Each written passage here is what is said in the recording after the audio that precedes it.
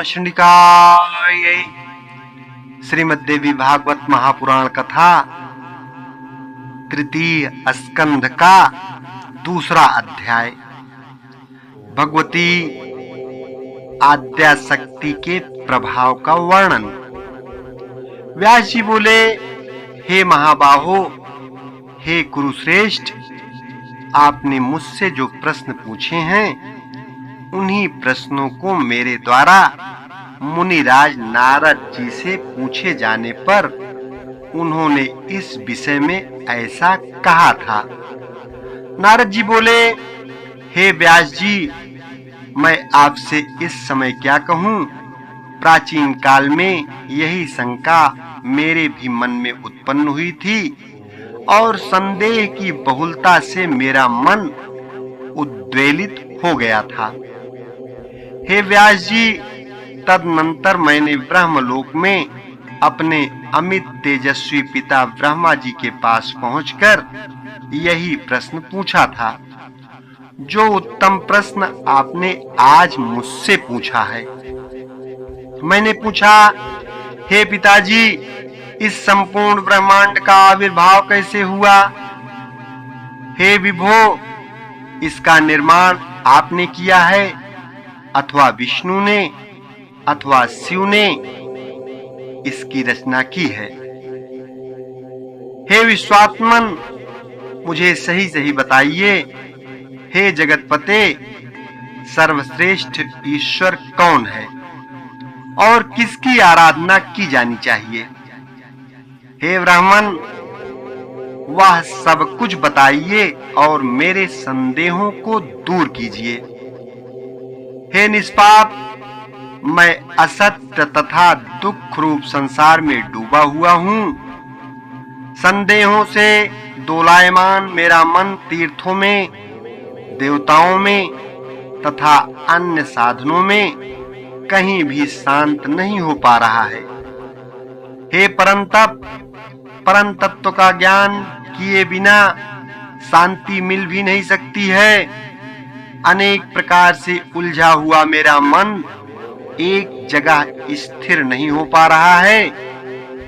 मैं किसका स्मरण करूं, किसका यजन करूं, कहां जाऊं, किसकी अर्चना करूं और किसकी स्तुति करूं?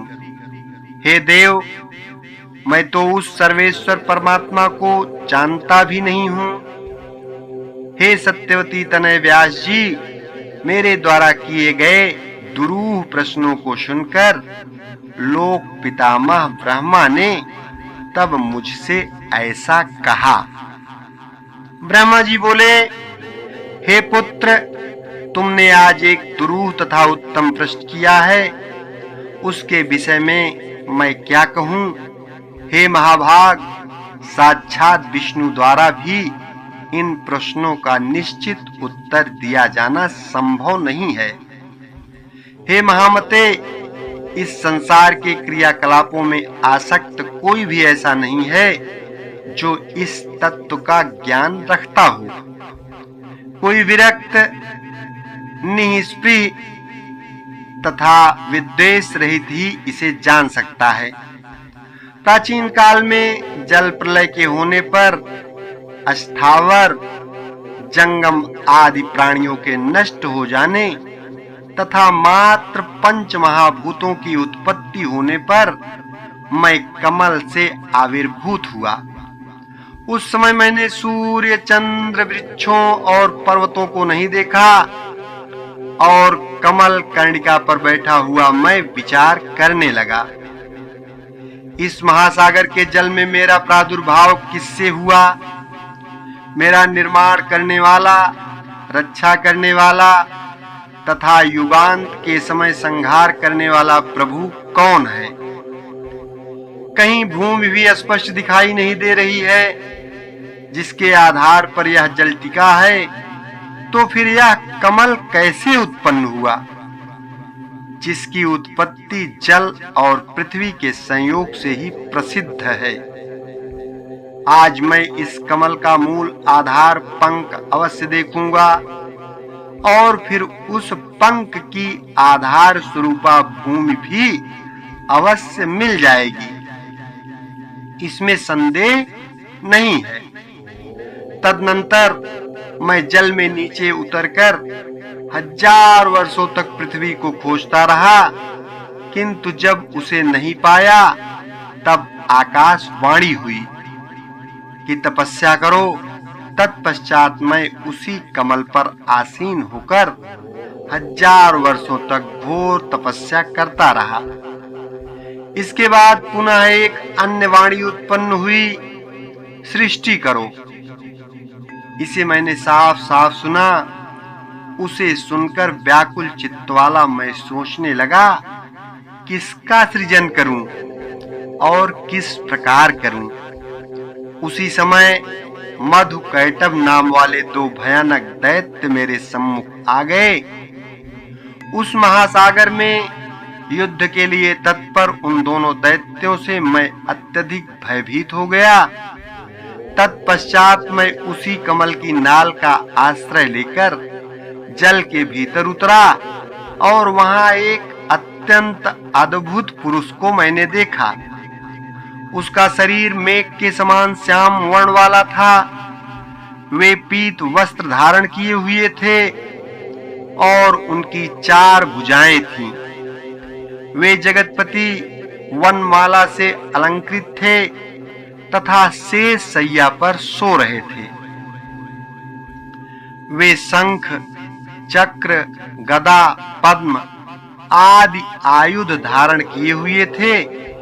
इस प्रकार मैंने शेष नाग की शैया पर शयन करते हुए उन महाविष्णु को देखा।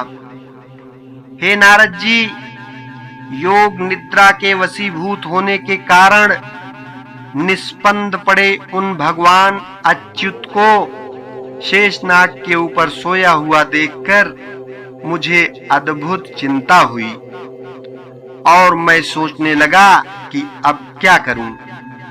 तब मैंने निद्रा स्वरूपा भगवती का स्मरण किया और मैं उनकी स्तुति करने लगा।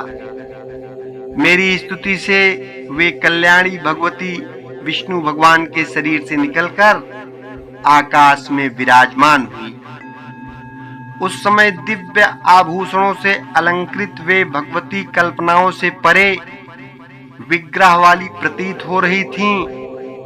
इस प्रकार विष्णु का शरीर तत्काल छोड़कर जब वे आकाश में विराजित हो गईं, तब उनके द्वारा मुक्त किए गए अनंतात्मा वे जनार्दन उठ गए। तत्पश्चात उन्होंने 5000 वर्षों तक उन दैत्यों के साथ घोर युद्ध किया। पुनः उन महामाया भगवती के दृष्टिपात से मोहित किए गए उन दोनों दैत्यों को भगवान विष्णु ने मार दिया। अपनी जांघों को विस्तृत करके भगवान विष्णु ने उसी पर उन दोनों का वध किया। उसी समय जहां हम दोनों थे वहीं पर शंकर जी भी आ गए। तब हम तीनों ने गगन मंडल में विराजमान उन मनोहर देवी को देखा। हम लोगों के द्वारा उन परम शक्ति की स्तुति किए जाने पर अपनी पवित्र कृपा दृष्टि से हम लोगों को प्रसन्न करके उन्होंने वहां स्थित हम लोगों से कहा। देवी बोली, हे ब्रह्मा, विष्णु, महेश, अब आप लोग सृष्टि, पालन एवं संहार के अपने अपने कार्य प्रमाद रहित होकर कीजिए। अब आप लोग अपना अपना निवास बनाकर निर्भीकता पूर्वक रहिए, क्योंकि उन दोनों महादैत्यों का संहार हो गया है। अतः आप लोग अपनी विभूतियों से अंडज, पिंडज, उद्भिज और स्वेदज चारों प्रकार की सभी प्रजाओं का सृजन कीजिए। ब्रह्मा जी बोले, उन भगवती का वह मनोहर, सुखकर तथा मधुर वचन सुनकर हम लोगों ने उनसे कहा, हे माता, हम लोग शक्तिहीन हैं, अतः इन प्रजाओं का सृजन कैसे करें। अभी विस्तृत पृथ्वी ही नहीं है और सभी ओर जल ही जल फैला हुआ है। सृष्टि कार्य के लिए आवश्यक पंच तत्व, गुण, तन्मात्राएं और इंद्रियां, ये कुछ भी नहीं है। हम लोगों के ये वचन सुनकर भगवती का मुखमंडल मुस्कान से भर उठा। उसी समय वहां आकाश से एक रमणीक विमान आ पहुंचा। तत्पश्चात उन भगवती ने कहा, हे देवताओं, आप लोग निर्भीक होकर इस विमान में इच्छा अनुसार बैठ जाएं। हे ब्रह्मा, विष्णु और शिव, मैं आप लोगों को आज इस विमान में एक अद्भुत दृश्य दिखाऊंगी।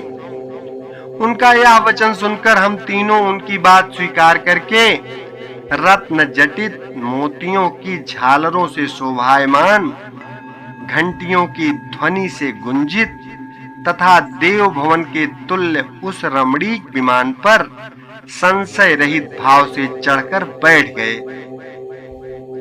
तब भगवती ने हम जितेंद्रिय देवताओं को बैठा हुआ देखकर उस विमान को अपनी शक्ति से आकाश मंडल में उड़ाया। इति श्रीमद्देवी भागवते महापुराणे अष्टादश सहस्रयाम संहितायां तृतीय स्कंधे विमानेन ब्रह्मादीनां गति वर्णनम नाम द्वितीयोऽध्यायः। ओम नमः शिवाय। तीसरा अध्याय अगले भाग में।